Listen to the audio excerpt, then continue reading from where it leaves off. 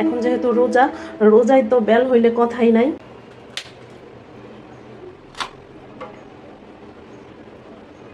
এইটা এখানে আবার একটু ডিস্টার্ব আছে, যাই হোক ব্যাপার না, যতটুকু ভালো আছে ততটুকু নিয়ে নিই।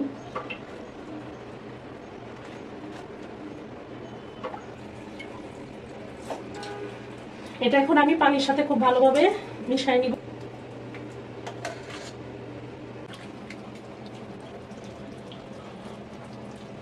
বেলটা ছেঁকে নিলাম।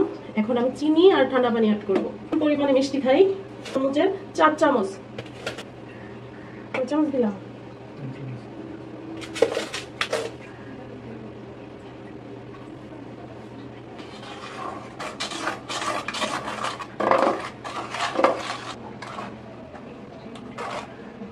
এই যে এখন এটা এই পর্যায়ে আছে, আমি যখন ঠান্ডা পানি অ্যাড করব তখন এটা আরেকটু পাতলা হয়ে যাবে।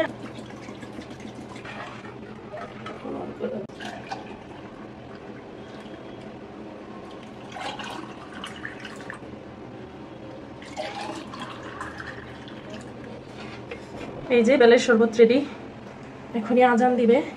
এই দেখেন কত সুন্দর করে শরবত বানাই ফেলছি। এখন ঠান্ডা বরফ ছেড়ে দিব, বাস। ওকে, আল্লাহ হাফেজ।